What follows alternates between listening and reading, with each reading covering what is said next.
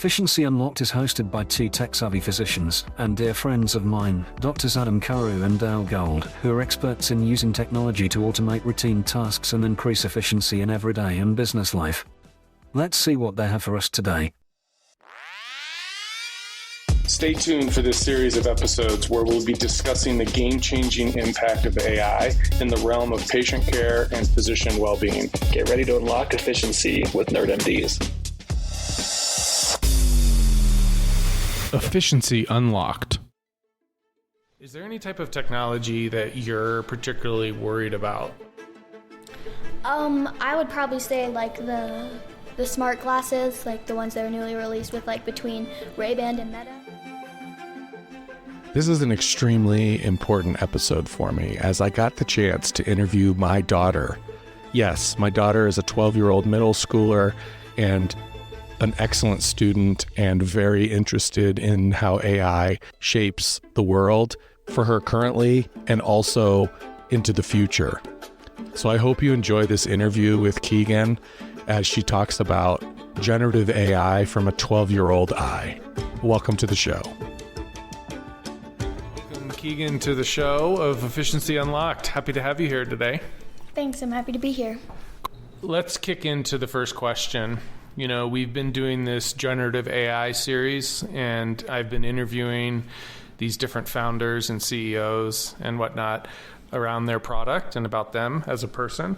But, you know, as a 12-year-old, or from the 12-year-old eye, how do you use generative AI today, and why do you think it's so cool? I use generative AI today by usually asking like research questions or like just like making like funny pictures of like weird random prompts. I think it's really cool because like as for the pictures sort of thing, you can just put in like a descriptive words, like a descriptive amount of words, and it will turn it into like a very, like it will turn it into a picture that is very similar to your words, which is just crazy. That's a great example. Can you give us an idea on how you've been using the Bing Copilot? Because I recently let you put that on your phone, and you know, we're slowly letting you get more and more applications on your phone, which I know you're thrilled about. That was our dog going outside because we're filming this in the kitchen. Not filming. This is a recording. Yeah, recording Whatever. In the kitchen. That's okay. It's fine. It's fine. People will hear it and realize that was a dog door. But yeah, can you tell us how, you know, you've been kind of dabbling with the Bing Copilot app on your phone, and I think you think it's pretty cool, right? Yeah. So I've used it about like 3 or 4 times. Once since we just got like a new roof for our like patio in our mountain house, we were looking up bird like repellers, like things that will stop your birds from like just making a nest in your roof. So that was interesting because I asked it to rank it from which one's best and then links. And then also I used it to find out the best Sol de Janeiro scent, and it gave me a detailed description of each of the scents and why they are called that. Well, okay, so let's go back. So what did you prompt to search for these bird deterrents? Because I don't want bird poop on my new patio either. So do you remember like kind of what the general prompt is? Are you going to open it up on your phone right now? Yeah. Yeah, that's the way you are. These kids these days are so fast. They're like, well, I can just look it up in my history and it'll tell me exactly what I asked. So yeah, what did, tell the listeners what you specifically prompted. Okay. So my first prompt was, what are the best ways to deter birds from a deck patio roof? And that gave you some answers, right? It gave me some answers. Yeah, what were like some of the general ones that they gave you? Some of them, shiny objects, electric sound system, plastic predator birds, and then like physical barriers like chicken wire. Very cool. Okay, cool. I think all the listeners have seen those types of things before. So what did you do a follow-up prompt? I asked it a follow-up, which was, which of these techniques is most effective for a winter environment? Because we are going into winter.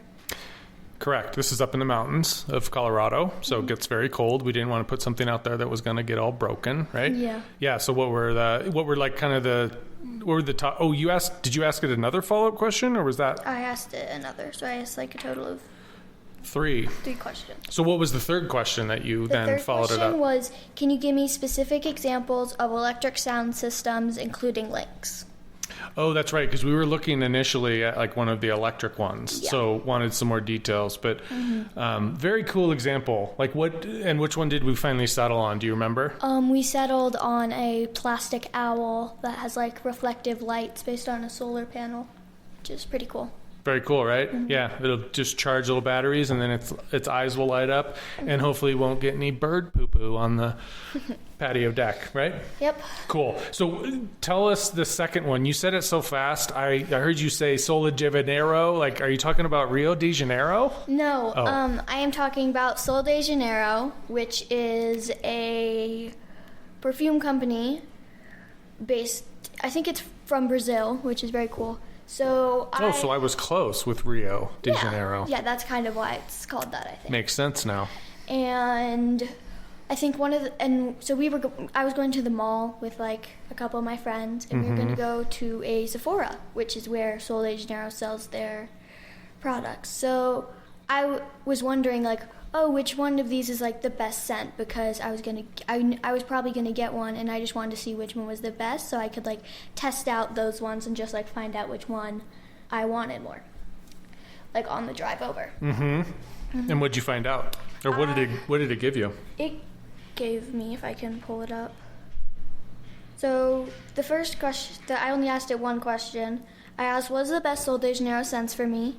And it told me all about Sol de Janeiro. It listed their 5 signature scents, 62, 40, 68, 71, and 87.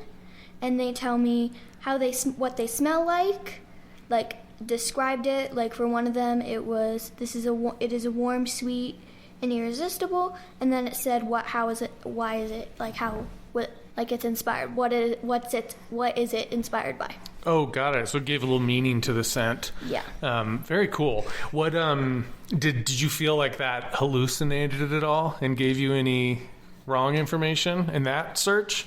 No, I actually don't think it did, because on this one, the one that it described to me first is the 62, which is the one I eventually ended up buying. And it does smell exactly like what it would say, like warm, Cool. sweet, and irresistible. Awesome. And that's the other cool thing about, I think, the Bing Copilot, either the app or the website, is that it'll give references to web-based data, right? So you could click the links even if you wanted to verify, right? Cool. So, I guess speaking of hallucination, have you ever had something hallucinate when you were trying to get some information out of Bing? I have actually been hallucinated by Bing. Ooh, you've been hallucinated. Please share. Yes. So, I don't really remember the context of this, but me and my mom were looking at concert tickets, because my mom was like, oh, I would really want to take you to your first concert, and we were talking about Olivia Rodrigo and that, and I was like, well, I would really want to go to a Taylor Swift concert, because Taylor Swift is amazing.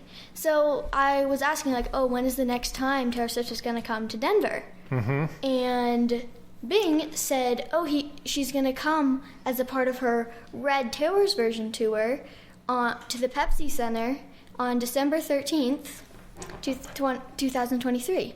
That's what it said. It was. There's a problem with that, though, right? Yeah, Pepsi Center is now renamed to Ball Arena. Okay. And then also, the Red Taylor's Version tour is actually not a real tour. It's something that fans thought was going to be a tour. So it faked me out saying that was a tour. And then I asked it follow-up, is the Red Taylor's Version tour a real tour? And it said it is not a real tour, and it is a fake tour. So it actually presented you with information probably from the internet or from sources, but it actually was not factual, right? So you got to be super careful with almost fact-checking things with this tool, right? What have you used it? Do you have an example of where you've used this in your school, in middle school? I've never used it in school because they probably have it blocked on our computers, but Fair enough. I've used it for educational purposes. Yeah, in social studies last year, we were doing this women's rights project, I think. Where it was all the girls in our class were doing this because we didn't have a really a women's rights unit at all, so we wanted to incorporate that in. So I was talking to my dad about it, and he was like, oh, let's put it into AI and ask it for like some influential woman, because that was what I needed for the slide I was working on, because we made this presentation. Mm-hmm. And it gave me this whole entire list of them, and it was honestly like really fun. Just like look through those and be like, wow, those are like some, like a lot of them were familiar names. Like probably one of them was Ruth Bader Ginsburg, Maya Angelou, etc. Mm-hmm. But yeah. And then I think you used it to then create something like a little more creative even too, yeah, right? What'd you do? We did create it into a song. We made it a song out of all those people. I don't remember it because it was like last year, but yeah. Well, maybe we'll try and recreate that for this podcast, and then fun. We'll have you read it, here in a second for the listeners. Cool. Well, so, I mean, I guess you've already explained kind of how you use this for some practical research for our house. You gave the example that you did some practical research for your perfume. Mm-hmm. Oh, there's our dog again. Welcome, Nash. And then you mentioned how you used it last year, right? Mm-hmm. When that was pretty shortly after ChatGPT actually came out, when we used it. I think it was like March of early this year. March of 2023. 23, yeah. So that was like the end of your 6th grade. So, how going forward do you see using this generative AI technology like in academics as you go through middle school, high school, college, and beyond? I think like just for like high school and college is for resumes to get into those sort of things, like finding like, oh, like what are some good like teachers for like recommendations. Like for example, I want to become a veterinarian, so maybe asking it like which professor should I ask for recommendations if I want to get into a good veterinary school. And then I could also use it as like for like veterinary medicine for like asking it like questions about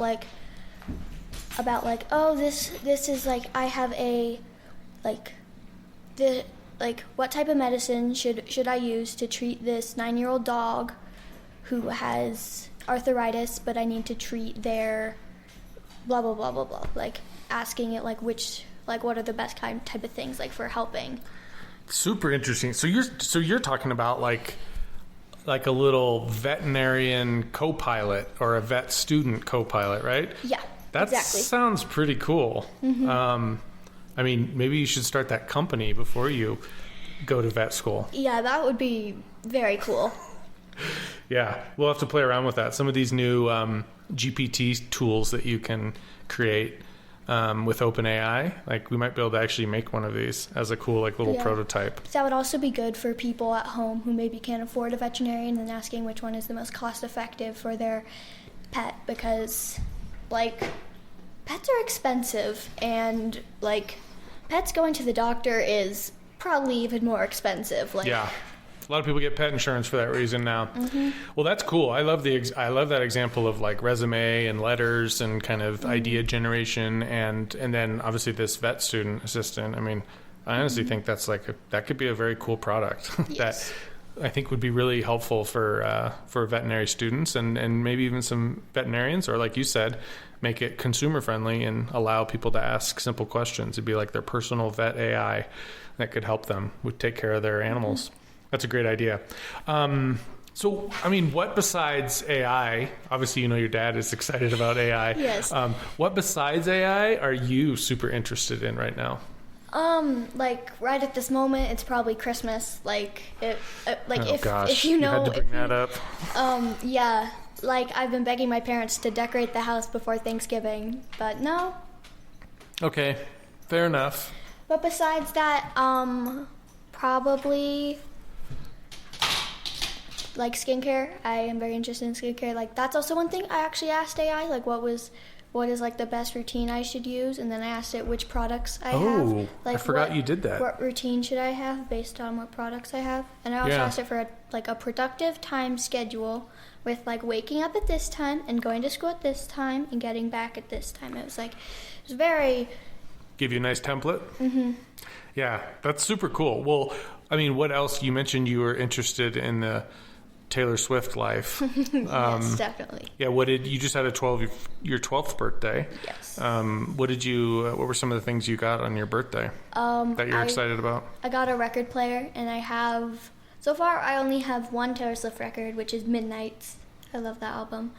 But otherwise, I really want the 1989 Taylor's version or Speak Now Taylor's version record.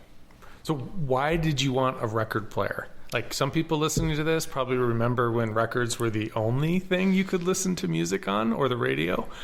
But yeah, why, what interests you about record players? I just think they're like Bluetooth can just be very difficult sometimes. And then also, like, it's kind of nice because you get to, like, kind of control it. And also, like, it's not where you can just, like, skip things in your album. You have to, like, choose. You're like, oh, I guess I'm listening to this one, but I'll have to wait a bit for, like, my favorite song to come on, instead of just being like, let's just skip right to this song, because I have a playlist just full of Taylor Swift songs, and they're just, like, little select songs from each playlist. But as, like, for one of them, like Midnights, as I got that record, I actually rediscovered one song that's, like, probably one of my favorite songs right now. It's You're on Your Own, Kid. I love that song, but it's something I would never discovered if it weren't for, like, that record player. Very cool. And I think it's cool too, like, you like the artwork on the records too, right? Like on the sleeve that they come in. Yeah, and then also, like, on the Midnights record, it's, like, actually a purple record. It's very pretty. Oh, you got another colorful record too, right? What was that one for your birthday? Oh, I got the Barbie record, and it, like, looks like actual Barbie pink, and it's very cool. That one's really fun to listen to. That's a very good album, I have to say. Like, we were stuck in Florida coming back from a vacation, and we had to kill about 5 or 6 hours, I think. Yeah. And it happened to be the weekend that movie came out, so we rented a car for like 4 hours and went over and saw that movie, and it was a hoot. It was really funny because all of us were in, like, comfy airport clothes, because, you know, you have to dress comfortable for, like, the airplane, but you don't really, like, put any, like, thoughts into your appearance. You're kind of just like, this is comfy, we're going on a plane, let's just go. And everyone was, like, dressed up in, like, pink and stuff, and we were in just airport clothes. It was very funny. True. There was a lot of people dressed up, much more than I was expecting, but it was I wanted to dress up, but we were. It's true. we were off the cuff with that idea to go see it. Well, cool. Well, let's, I always wrap up, like, these interviews with people, like, to get some kind of interesting questions about them, just to learn more about them. And we already learned that you're a Swiftie. We already learned that we didn't learn this, but I know you like YouTube Shorts, and you wish you could probably have access to every bit of social media, short videos. But, what, I ask everybody, like, what is your, like, favorite car that you, like, dream about having, or that you look forward to ultimately driving one day?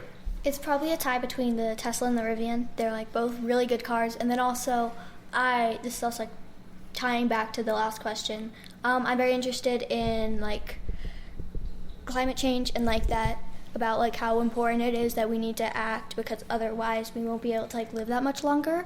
And those are both electric cars. And then also they also just look really cool. Like, the Tesla, the Model X, like, especially the doors open really well, like, are really cool. And then the Rivian has just very cool headlights. Those headlights are polarizing, though. I think there's some people that think they're the worst thing about the car, but it sounds like you actually like them. Because they're like pretty minimalistic, but they still, like, because that car, it's like a very modern car, but it still looks like every electric car does. It still looks like kind of like ahead of its time, like extra modern. But, like, those are just, like, kind of like a little bit minimalistic, but still that, like, into the future kind of modern, like. Yeah, no, it's one of those cars, when it's behind you, you can tell it's a Rivian that's coming up behind you. I mean, you guys don't drive, so you don't look through the rearview mirror like your mom and I do, but whenever I do, I just see the person sitting in the passenger seat, and it's really funny. Well, speaking of cars, though, how do you feel about cars that self-drive themselves I think, in the future? Yeah, I think that's, like, a very smart idea. Like, also in, like, San Francisco, I think they're having self-driving Ubers. But I feel like it's also something that I think we might need to develop a bit more, because I feel like it's like a very good idea, but I feel like some people are like me, are excited to drive. Like, I'm excited to, like, drive, like, and stuff. You want to put your hands on the actual steering wheel, right? Yeah, you just actually, at your sibling's birthday recently, you got to drive some go-karts, right? Was that fun? That was very fun. Yeah. But I think the ones I got on were, like, pretty slow ones, because I always got passed by my best friend, and she beat me twice, which was Yeah, it's you don't like that when you're a teen, a preteen. All right. Well, cool. Well, thanks for answering that question about the car. Now, this is also a big question that I actually ask, most guests on the podcast. What problem in the world would you like to solve with technology potentially, or something that you would kind of aspire to help with in your life? Something I'll probably solve the world with, like technology, would be climate change. Because there are lots of like really good inventions that have been created, like to help that. Like there's this sort of device, actually in this in science, or actually in our climate change unit, and it's like this device where it just sucks the carbon out of the air. It's like a scrubber. Yeah. So then there'll be less like carbon in the air, which is amazing, which is great. And then but those things are really expensive, so there's not that much in the world. Maybe making more cost-effective ones, and then also like just like helping the sea animals. Like sea otters are one of my top favorite animals. I love those things. You do have an infatuation for sea otters and squishmallows, I will say. That's not a real animal. You're quiet with squishmallows, but you don't want to announce that? Squishmallows are amazing. Okay, yeah, they're pretty soft. I have 12. 12. I know someone who's 42 though. Oh, 42? 40 something, probably 2. Yikes. Okay, well, it's not going to happen in our house. Now, this is other like kind of question that I've been asking, all these like founders and CEOs of these tech companies, but is there any type of technology that you're particularly worried about, like kind of getting into, the hands of the bad actor? I would probably say like the smart glasses, like the ones that are newly released with like between Ray-Ban and Meta. Yeah. Because my dad actually owns a pair of those, and we were going on a walk this morning, and one of my dogs, Baha, she was barking at this tiny little chihuahua, and my dad recorded it. But no one could tell that he started recording, which I feel like that could be used for security breach reasons. Like maybe if someone's just like typing in their password, you could just start recording and just be like, there's their password. And then also like... It's a good example. But it is still like a very cool invention. Yeah, it'll be all about like balancing that kind of privacy. It's interesting when you take out the Meta Ray-Bans, like it has these steps, obviously how to set it up and connect it to your phone, but it actually has like specific things that you just brought up where it says, ask for permission if you're going to use these, and make sure everyone around you knows that you're recording. And one thing that that Meta did with the glasses is there is a blinking white light on one of the camera lenses. So like at least there's a visual cue, to people like, ooh, there's something on this guy's cool sunglasses that's recording. But no, it's a really good point that you should always mention these things because people could feel like it's an invasion of privacy, right? Yeah. Well, awesome, Keegan. Thank you for being on the show. I think the listeners that have been listening to these real deep conversations and cool stories from these generative AI companies are probably had a good time listening to a 12-year-old's perspective of this technology too. What do you have any like final questions for me? Like, yeah. Okay. This is gonna seem like really random, but which products do you prefer, Apple or Android? I think it'd be safe to say I actually own both. Oh. I am a fan of a product called Boox, Boox, and that's a little tablet kind of with a e-ink screen that I can use for reading or taking notes. That actually runs on Android. So I actually really do like that product. And maybe I should probably do a Tech Dad Colorado review on that, huh? Yeah. But no, I think in general, I'm definitely an Apple fan. I've been an Apple fan for a very, very long time, and I think our household is also a fan in general, right? What is your favorite Apple product out of like all the ones that have been released? Or like which one is your favorite out of what's been released, or what's the one you have like currently that's like your favorite? Yeah, I honestly think the one that I think is just the best that I use every day the most and consistently is like the Apple Watch Ultra. I think the Apple Watch in general, but like particularly the Ultra, the battery life is just so long. I can charge it really fast when I take a shower or whatever. So it's like, it's very easy to keep it charged up and it lasts for days. And then I think, the other product that's actually really cool, but I think underutilized are the AirPod Max Pros. they just sound so good, and the isolation is really good, and they just, in that Apple way, they can hand off from your phone to your laptop or your iMac or whatever. So I think those are probably the best, and I'm obviously very excited about the Vision Pro headset. I think that spatial computing is going to be pretty sweet, right? I think definitely like Apple is probably one of my favorites out of them. But then also, so recently when I went to the mall with my friends, the same place where I went there, when I went to the mall with my friends, we went over to the Apple store just like look at all the I looked at the different iPhone 15 colors because those are so freaking pretty.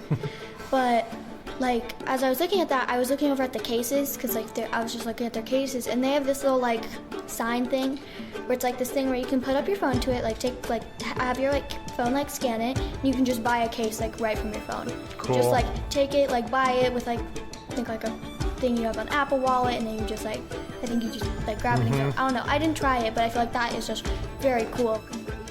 Well, Keegan, that was a very cool, another example right here, nugget at the end of the show. But thank you for taking the time to talk about generative AI from a 12-year-old's eye.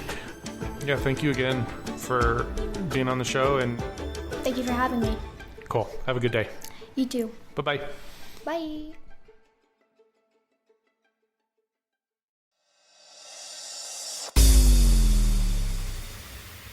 Thank you for listening to Efficiency Unlocked, Nerd Tested, MD Approved, a Nerd MD's podcast by Drs. Adam Carewe and Dale Gold.